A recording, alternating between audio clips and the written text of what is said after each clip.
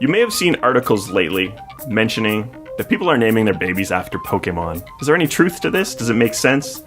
So some articles have mentioned some specific Pokémon names that people have been giving to babies lately, those names being Paris, Abra, Onyx, Tangela, pronounced Tangela, and Eevee. Is this legitimate? I did a little research, and the fine people at Fusion.net had some research as well and some numbers, and basically, it doesn't sound like these names are recent at all. Some of these names go back as far as 1880, which is the furthest back data that I could find from the popular baby names database. That is some data that is freely available on the US Social Security Administration website.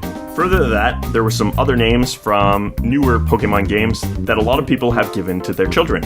Aron, for example, Aron, is a Pokemon that first appeared in Generation 3, Ruby and Sapphire, goes back to 1880.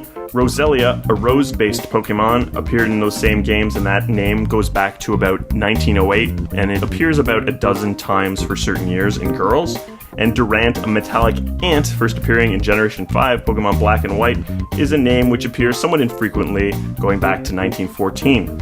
More recently, Amora, a resurrected dinosaur from Pokemon X and Y, is a name that only appeared most recently in about 2000. But since that game only came out in 2013, we can't attribute that to being due to Pokemon either. Eevee is the only name that appeared most recently, first appearing in 2012, but it doesn't seem likely that that's attributed to Pokemon either. It's just a different spelling of Eevee, a shortened version of Evelyn.